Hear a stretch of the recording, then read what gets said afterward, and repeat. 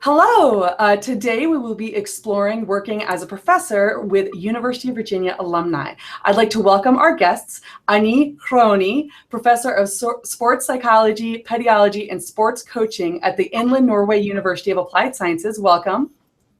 Well, thank you very much for the invitation. We have Deborah Deno, Professor of Law at Fordham Law School. Thank you. Emily Hodge, Assistant Professor of Educational Leadership at Montclair State University. Thanks. Happy to be here.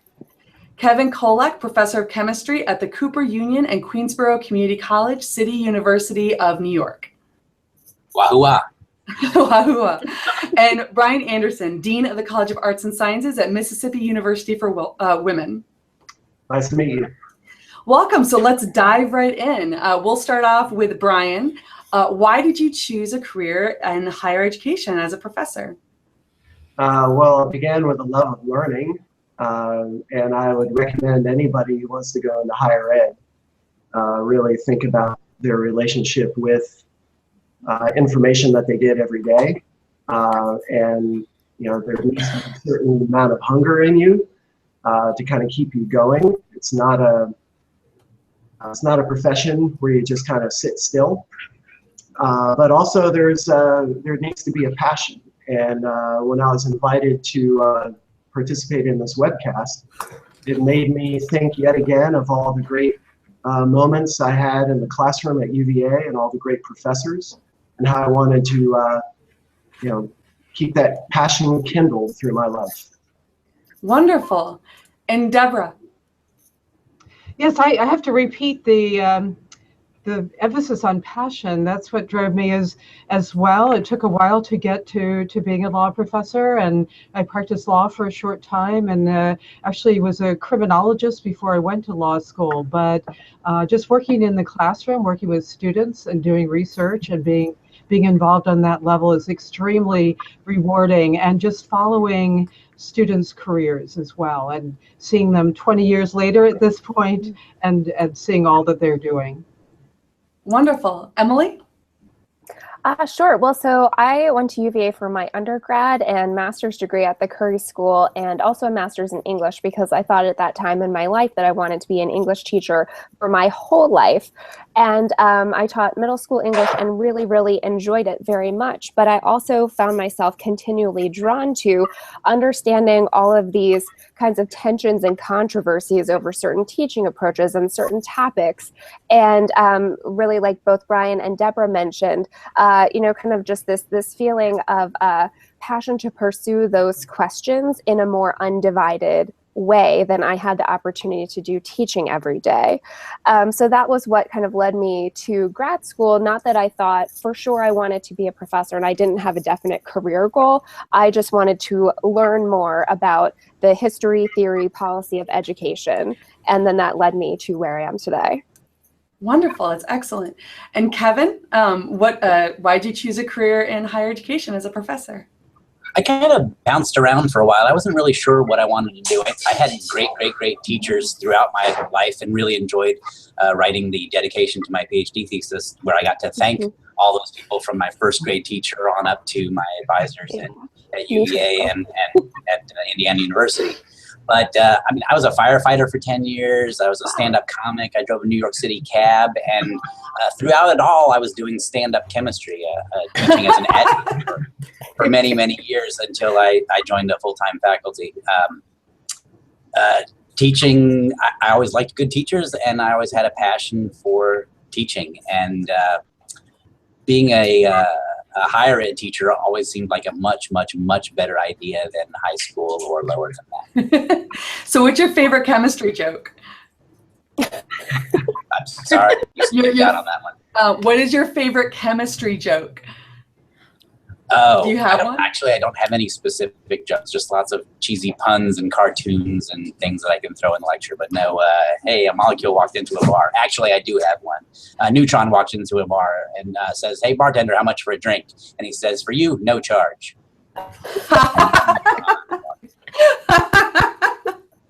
That's wonderful. All right, and Ani, what about you? Why did you choose a career in higher ed? Actually, I chose a career in sports psychology. That's what I did for my master's and PhD. And I chose a career in sports psychology. But back in those days, when I finished my PhD, the way to go was to combine an academic career with an applied practice.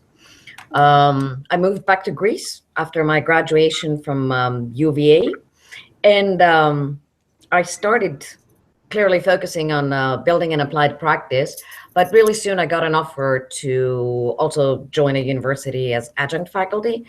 The great thing was I was bringing an extremely strong applied side in the work, and which was missing from most of my colleagues in Greece at that point. I did my work with Bob Rotella when he was still at the University of Virginia. So throughout the years, I kept going the applied practice and academic work, but definitely there was a point where I decided to focus a little bit more on the academic work and really push forward my research and all that work, because I decided that I wanted to move up the ladder and not stay at the lower levels. And eventually, I don't know, I got to be a professor. It took some years, as everybody says. It doesn't happen overnight.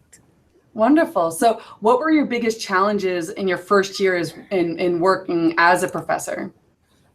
Well, the first challenge for me was language, because I was in the US for 6 years doing all my graduate work that was specifically on sports psychology, and that was done in English. So I literally knew sports psychology only in English language. So when I moved back, I had some extremely difficult moments not being able to find the words. And it was difficult because I was getting a guilt feeling there that I was not giving my best to my students or to my athletes because of the language barrier. Because at the same time, I continued working with athletes in US consulting, and I was feeling that they were getting my best part and the Greek people were not getting.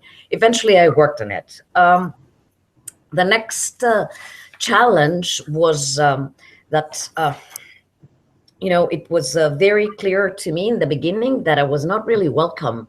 The university I was invited to join as adjunct faculty, I was not really welcome because I was not anybody's protege. I got flat out that you should go back where you belong, and that meant that I should go back to US because I had worked with those people, and I should try to get a job there and not steal somebody's opportunities. Wow. And the third challenge that I struggled with from day one until I left 3.5 years ago from Greece was the issue of, as a woman working in a male-dominated world of sports and academia, also in Greece, is still heavily male-dominated, with a lot of harassment, a lot of difficulties, a lot of obstacles in developing, in getting external funding, in doing my job the way it should be done. For me, I think those were the challenges I got to face.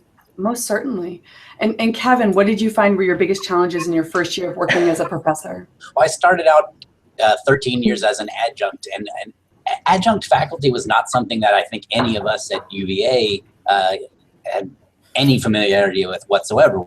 We had TAs who were grad students, and they were paid because they were grad students. But then out in the real world, you find that more than 50% of classes are taught by adjuncts who are low paid, oftentimes no benefits. In my case, I was teaching at 3 different schools, didn't have an office at any of them. Working as an adjunct is an awful and it's much better the same work as a full-time employee with a decent salary and benefits, but adjuncts are incredibly cheap to administrators, and it's a sad state of affairs where education is, where we're leaning so heavily on adjuncts.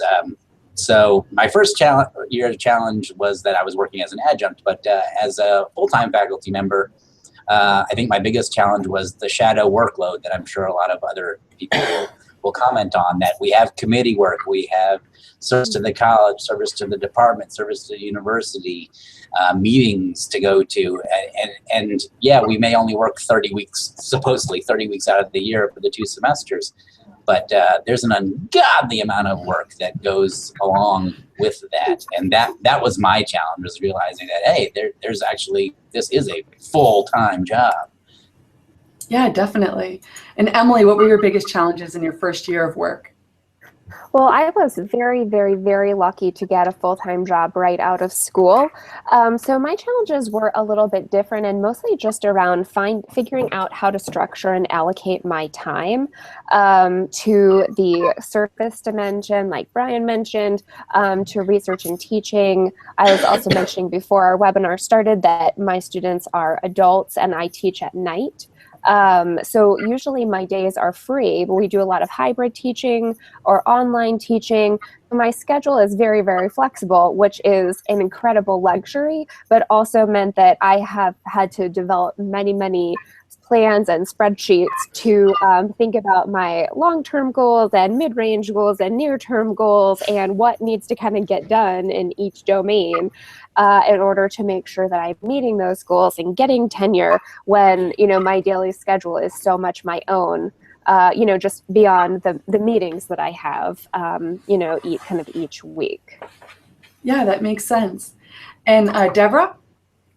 Yeah, I just wanted to sort of reinforce what others have been saying, is that a lot of times people think that if you're a professor, and I have a full-time job too, a tenure job, that you have lots of time, and and particularly during the summers, people just think you're off, or that you end at 2 p.m. or something like that. But you know, it is a lot of work. You do have to balance a lot of things. There are committee meetings and etc. Nonetheless, I enjoy the diversity and all the different kinds of things, ranging from teaching to doing research and writing and dealing directly with students, as well as some, you know, more of the administrative stuff that none of us can avoid. But I just like the different kinds of roles that we take on, even though it is challenging. Wonderful. And Brian? Yes, I work at a small university. It's about 2,700 students. So the UVA students interested in maybe working in that sort of environment, you have to wear a lot of hats. And going along with what Kevin said about service, if you come work at my university, we probably have 2 or 3 committees waiting for you. But remembering my time as a first-year professor here, political science, I was the only full-time political scientist, and we have a major in it. So I had to learn about courses I never thought I'd be teaching, like public administration. And I'd have to actually go teach them. So the smaller universities, public and private, are having to, in this tight budget era, improvise a lot and make do with what they have. And the resources we have are not ever expansive. So if you get into a small university environment, it can be incredibly enriching in ways you may not have imagined it would be, because you're going to find yourself teaching and doing things that your grad education may not have directly prepared you for, but it's incredibly enriching nonetheless. Wonderful. So Brian, we'll start off with you. How would you describe a typical day of the week? As dean, I'm at my computer quite a lot, responding to requests and creating reports. I'm a middleman. So stuff comes up from below and stuff comes down from above. And I do a pretty reasonable job managing that. What I would like to do more of, though, is leadership, actually getting out and you know, spearheading initiatives, things like that. But that's another conversation. So lack of resources at universities like mine, you know, preclude that. But it's a lot of that. It's a lot of meetings, as I referenced before. But as awful as that may sound to, you know, a young person, if you're into the culture of your university, you get invested in it. And I really believe in the mission of my university. It was the first public university for women in the entire country. Oh, wow. We are co-ed, have been for over 30 years. Modestly so, I'll say that. But the sense of mission at this university is very strong. Mississippi does not have a strong legacy of elevating women to high levels of politics and industry and just about anywhere else. So we really feel like we have something to prove in promoting women's education and getting women ready for the workforce and for grad school. And that keeps me going through all those meetings and all the things I have to sit down at the computer and do that might take 4 hours. So that's my contribution to this. You get to this level, hopefully you'll be invested in the mission of the school, and that will keep you going through it all. What a great initiative. I love that. And Debbie, what about you? And what was, can you remind me what the typical day or week? Oh, a typical day. Typical day. Yeah, I guess a typical day, if it's a teaching day, is usually I teach in the morning, and then I usually do some committee work. I love doing media work. I mean, I think one good thing about being an academic is if you are doing research on a particular topic, that you can get very involved in real world kinds of things. So if I'm involved in the death penalty, so usually there's some death penalty case or something related to criminal law in the news. So I spend quite a bit of time doing that sort of thing. I meet with students. We plan events for our school. I just wanted to reiterate too that if you do have a deep investment in your institution and you think you really want it to grow, that's very inspirational, and that's incredibly rewarding. So a component of every day is sort of feeling that that you're interconnected with other people and that there's something broader to what you're doing. That's wonderful. And Emily, what is a typical day or week in your position? Sure. Okay, so typical day would be doing at least checking emails in the morning, if not responding to some emails. Then, like, my ideal day is when I have my research time in the morning, which sometimes this is reading or writing by myself, or sometimes I'm involved in some collaborative projects also. So it could be getting on a Google Hangout for 3 hours and coding state-provided standards resources. Usually I have the morning shift of walking the dog, so that fits in there somewhere. And then the afternoons are usually more meetings and committee work, grading and teaching, because like I said, I'm always, when I'm teaching at night. And then dinner and TV, and then emails. That's usually like a full average day. Wow, it's a long day. Well, not all that stuff happens every day. Yeah. Wonderful. And Kevin, how would you describe a typical day or week? Well, let's go for a week. I've got about 15 hours a week where I'm physically in the classroom or lab with students, and that can vary hugely from school to school, which I think a lot of people may not realize, depending on whether you're a university with a research program or a two-year community college. The number of hours that you're required to be in the classroom teaching, instructing is widely variable from 15 or from like 8 or 9 up to 20 a week. And then I'm chair of a committee, so I have committee work to do. I've got a 2-hour grant meeting after this webinar to go to learn how to more efficiently apply for DOE grants and so on. And a lot of emails from students. I do have one online class. I've developed it for the department, so class development, pedagogy advancements take up a lot of time, and then 3 hours a week of office hours, official office hours, and then like this morning, a student came in who'd been having trouble with balancing work and life, and so we talked for a while. So yeah, I'm in the office probably 40 hours a week or so, but the work can go on before or after that, or on the weekends, or whenever we can squeeze it in. But only 15 hours a week actually in the classroom, which might surprise people who are considering a career in higher ed. Wonderful. And Ani? Well, I'm going to describe the days here because I became a professor when I came here to Norway. Before that, I was on a lower rank. I guess for me, the days usually start around 5:30, latest 6, and these are no alarms. I have not used an alarm the last 10, 15 years of my life. And I just jump out of bed. I'm usually very happy for whatever comes ahead.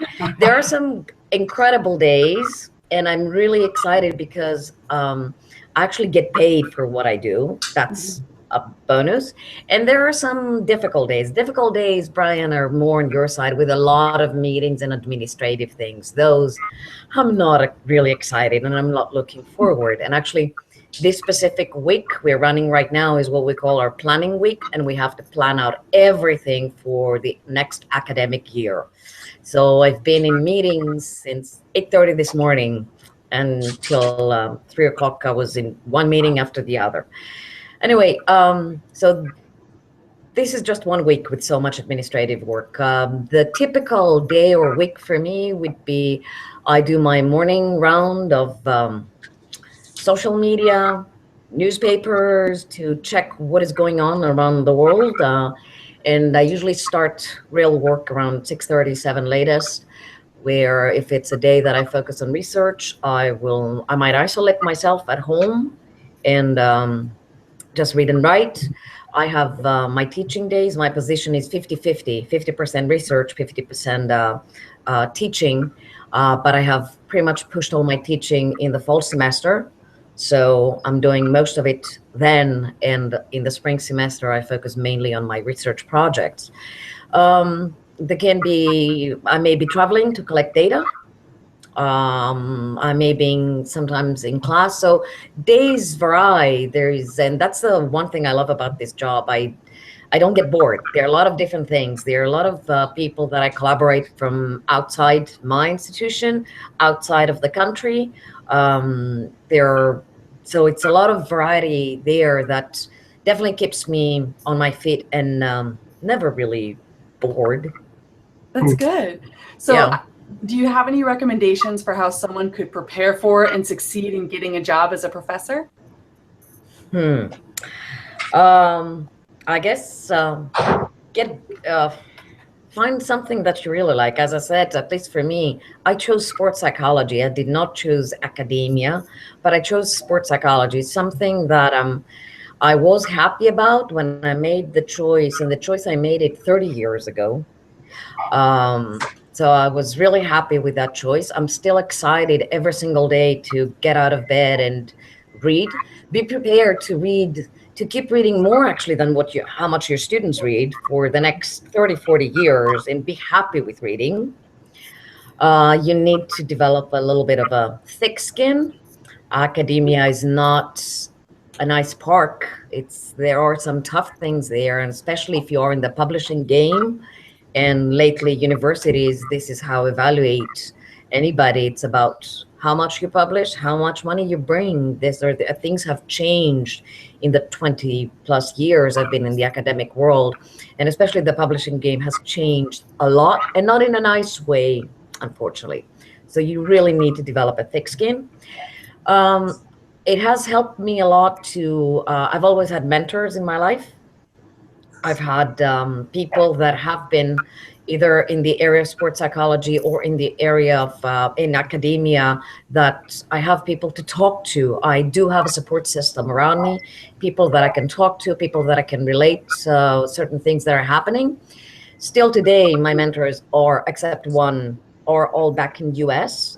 That is my reality. What somebody told me, go back where you belong. This is where my closest connections and friends and family are. Just work for it. Nothing is given to us, and we're not entitled to things. We just need to work. But if you're happy and you're really excited with what you're doing, it doesn't feel like work. I don't feel like working. Wonderful, thank you. So, Deborah, what recommendations do you have for students that are wanting to get a job as a professor? Well, of course, you have to have sort of the standard degree to get what you want. You have to pick what you want to teach. In my case, I didn't know. I mean, I taught law as almost a second career. I was teaching criminology originally, so I just changed, but I had to get a law degree in order to teach at a law school. I think depending on what you want to do, and it's a good idea to think about writing as soon as possible. I wrote a small article when I was undergraduate at UVA. I just had a sense that I've always been drawn to academia. I thought this is probably what I was going to end up doing, but I think for most people doing research and writing it's pretty critical, particularly these days, and that as others have described, that be prepared for a job where you have a lot of discretion with your time and a lot of control of your time, but there's a mixed blessing with that, because you have to work to really get organized. And so I would just suggest for people to be prepared for that. It does require some sort of self-discipline. You don't necessarily have a boss coming in every day and telling you what to do, and so there's certainly advantages of that, but disadvantages. Sometimes there are days where I wish somebody would come in and give me some structure or tell me you have to do this today. But I think just the be prepared to read, as was mentioned, and do research, and but literally probably write every day in an effort to really focus on getting published. Wonderful. And Brian, what suggestions do you have for someone who's looking to prepare for and succeed in getting a job as a professor? Right. I'm assuming we're talking to undergrads. Is that true? Mm-hmm. Okay. Well, to follow what Deborah just said, self-discipline is key, and that needs to begin at grad school. I think one thing that the students need to imagine is that their education is going to change dramatically when they reach the grad level. There's still a lot of the student as receptor of information at the undergrad level, and they sit passively in the desk and listen. But graduate education is much more demanding of student initiative, not only in, say, speaking and doing, but just what they do with the information. They have to organize it, they have to file it away, they have to think about how they might enter that discipline as a scholar and as someone who can take information they may have gotten many years ago and bring it back in response to, say, an academic discussion or a current event. And that takes discipline. It's not going to automatically come to you as a grad student. I think this might sound silly to students who might make fun of their professors, but a lot of students think their professors are automatically brilliant and that they don't have to work hard to profound points. But there's a lot of us out there, including myself, a pretty solid B student at UVA. And what I did in grad school is say, okay, I need to think differently about my relationship with information that I enjoy getting and what I'm going to do with it. And so there's a great deal of effort that goes into this, as was said by some of the other participants. And so maybe the last point I'll make is, and this is something that helped me and helped a lot of other people I knew in grad school, is you need to find a way to cleanly separate your undergraduate experience from grad experience. And for me, it was taking a year off. After graduation, just go do something, work a menial job, travel wherever you want to travel, but kind of sweep away the cobwebs of undergrad experience, because not a lot of that really helps you in grad school. Or yeah, a lot of it does, but not all of it helps you. And then go into grad school saying, I need to have a new paradigm of learning. And I think that'll help. Wonderful, thank you. And Kevin, anything to add for that? Well, I'm the only faculty member on here in STEM, and you hear a lot in the news these days about how we need people in STEM. And I love this job, and that's an absolutely true statement, but we do not need people in STEM at the PhD level. The job market out there is tough. So my advice for someone preparing to go into this industry is don't. Oh no! 150 people applied for my job. I mean, that's just the fact of it. There were 150 applications for my job, and the fact that I had 15 years of experience when I applied for it as an adjunct certainly helped. So just educate yourself as to what your job market is. We do need people in STEM. That's absolutely true. But for the higher ed STEM job market is incredibly tight. Yeah, that makes sense. And Emily, anything to add on recommendations for how someone can prepare for and succeed? Sure. Yeah, a few places that I wanted to echo what other people have said. Kevin mentioned how important it is to think about your field. My husband's a neuroscientist also, and yeah, STEM fields are incredibly saturated at the PhD level. English and history, also extremely saturated, very hard to get a job as a professor if that's what you want to do. Education, less saturated, and much easier to get a job as a professor if that's what you want to do. But my other piece of advice for an undergrad is that I think that it's okay also to pursue a PhD without feeling like you have to become a professor, and that's especially if you go to an R1 for your grad school, they kind of socialize you that's the desired outcome, and that's just one of many career options that you will have, and is no way like the best option. So it's more important to just find something that you enjoy, which may or may not be becoming a professor. And that also, if you are thinking of going to grad school, that where you go does matter to some extent. This is a fairly status conscious profession where who your advisor is matters, where you go to school matters, and it's not that you have to go to the #1 ranked school. But there's been some research on kind of like the sorting of where people get jobs, and if you go to an institution that has a kind of a lower rank, it could be harder for you to get a job, or if you have an advisor who is not well connected or well known in the field. So it's just that's important to kind of go in with your eyes wide open about those status issues. And then finally, I would just also really encourage people, like Brian was saying, to either take a year off or to work for a while before you enter your PhD, because a lot of the time it's those experiences that you have in the working world that will leave you with these kinds of lingering issues or questions that will motivate, that you want to explore through your own research. That was definitely the case for me, and so much of doing a dissertation is hard that it is helpful when you can think back to, okay, when I was a teacher, when I was a lawyer, this was a very urgent problem for me that I care very deeply about figuring out, understanding, and helping others to work through. So taking some time to have some real world experiences rather than only being at school is very helpful, and also really makes you appreciate being in school. Wonderful. Well. Yeah. Thank you. So, Deborah, what do you like most about working as a professor? Well, that's a really hard one because I do really like so much of it, but I would say number one, I love to teach, and I love working with students and just seeing.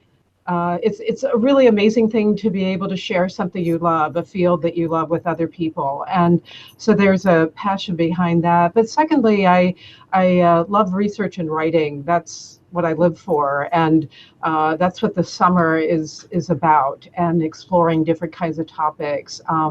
Because I am in a law school, I like choosing topics that I think have some kind of real world impact. So it's sort of rewarding if I think if I could possibly contribute even in some very small way to what's happening in the world. And I think most professors are involved in real world things, even though we don't have that reputation all the time.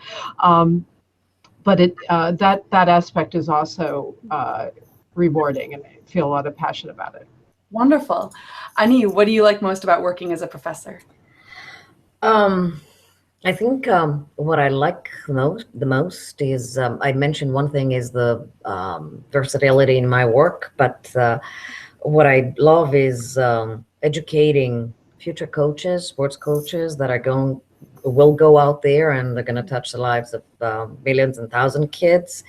I've always worked at institutions where the bachelor's programs were on sports coaching, and then at the graduate level, not here, but in my previous institution, we had a specific program in sports psychology. So I've spent the last 20 years of my life training coaches, and it's something that it comes back. It comes back to you in many different ways, through parents, through the students that you've worked with. And that is why it's extremely important for me to stay, even until today, in touch with the real world, because I couldn't, in this specific field, I could not teach through just the theoretical perspective of what is in the books. So educating future coaches is what I absolutely love right now. Wonderful. Emily, what do you like most about working as a professor? I like the freedom to pursue my own independent line of inquiry in my research. I always knew that I liked teaching. So that, and I really enjoy working with adults. That was a surprise because I had just worked more, with middle schoolers or some with undergrads during my PhD. Working with practicing teachers is very, very fun. So that was a surprise that I really enjoyed that part of my job. But the biggest surprise was just finding out how much I really pursue or really enjoy pursuing my own line of research, because that wasn't something that was a part of my identity when I was earlier, even kind of in early grad school, or even doing my dissertation, because, it was supervised by someone else. That has been the most fulfilling part of kind of being out on my own, is making all of my own decisions and standing up for them and publishing them. It's been really fulfilling. Wonderful. Brian, what's your favorite thing about working in higher ed as a professor or a dean?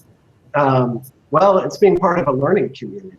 I mean, it's a situation where you're surrounded by people who, very much like you, are just constantly chasing what interests them, be it something purely academic or something applied, and you learn from them, you support them.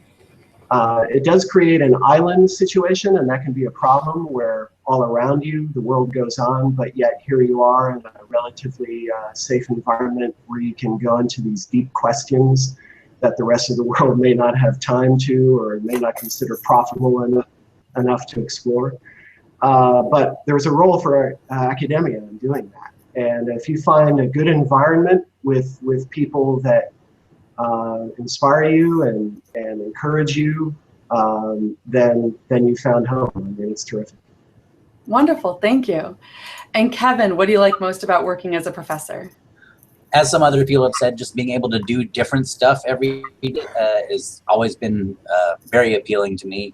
And having those students occasionally come back years later and tell you, "Hey, I'm doing it now," and you were right. I did use that first year chemistry way of thinking, not the definition of an atom, but the way of thinking that you were talking about. That's really been helpful. So just having an impact and being in this educational environment and doing stuff all the time. Wonderful, thank you. All right, Ani, any final advice for UVA students who are interested in working as a professor? Get the most you can get from UVA now that you're there. I'm sorry. It's a great environment, and there is a lot that it can offer. Be honest, be authentic, and work. If you find what you're in love with, work hard, and eventually it won't feel like you're working. It feels like you're playing. You're having a wonderful, enjoyable days. Wonderful, thank you. Kevin, any final advice for UVA students? As Ani said, it's a great environment. You can take so many different offerings there. Take one of everything. I graduated early, but I was an ECHO scholar, so I got to take whatever the heck I wanted, and that prepares you for graduate school, and it prepares you for life, and it definitely prepares you to be a professor, where you got to decide, interested in this? No? All right, well, let's find something I am interested in to do. And UVA is a great place to start training for that. Wonderful. Emily, any final advice? Sure, just enjoy it. You know, it's just such a luxury and a privilege to have this time where you live in a beautiful town, you are surrounded with people who are smart and interesting and passionate about things. You know, it'll be one of the only times in your life, well, and in many ways, you know, maybe it's like we're all seeking to just keep that experience lingering in our choice of profession. It's a great time in your life. And, you know, and don't do a PhD because you feel like anyone expects you to, or it just seems like, oh, the next step, or just only do it if you really feel that you want to do it. Wonderful, thank you. Deborah, any final advice for UVA students? Sure, I get to know your professors. I know sometimes we might look busy or like we're doing something else, but I love it when students come see me, and I don't think they do it enough. I think so I think it's a good way to see what a professor does, first of all, and learn more about the profession. But secondly, it's a good contact, and it's great to spend time with people who enjoy working with students. And I think for the most part, people can go through UVA and really not getting to know any of the professors. And I think it would be so much more rewarding if you could really make a point of connecting as much as you possibly can. Wonderful. And Brian, end us off on any final advice for UVA students? I hate to end this with something that might be a little more negative, because those are all very uplifting. My advice for students is please have a plan B. Academia, as stable as it might seem when you're walking on a campus, is always prone to political and budgetary pressures. And as Kevin mentioned, there can be saturations in certain fields. I certainly agree that in history, which is a sibling field in my old department, we get loads of applications for whatever opening we have. Follow that passion, but don't limit yourself to this one choice, because it just may not happen. And that would be tragic, but you have to protect yourself. Wonderful. That makes a lot of sense. Well, I'd like to thank all of our guests today for joining us. Everyone is, they're all mentors in Virginia Alumni Mentoring. University of Virginia students can log on to alumnimentoring.virginia.edu now and connect with other alumni for additional insights about the process of starting a career in their specific field. I'd like to thank you all for joining us today, and make sure to check out more career and industry insights on career.virginia.edu. We will see you all next time. Thanks, everyone. Thank you. Bye. Thanks, Amy.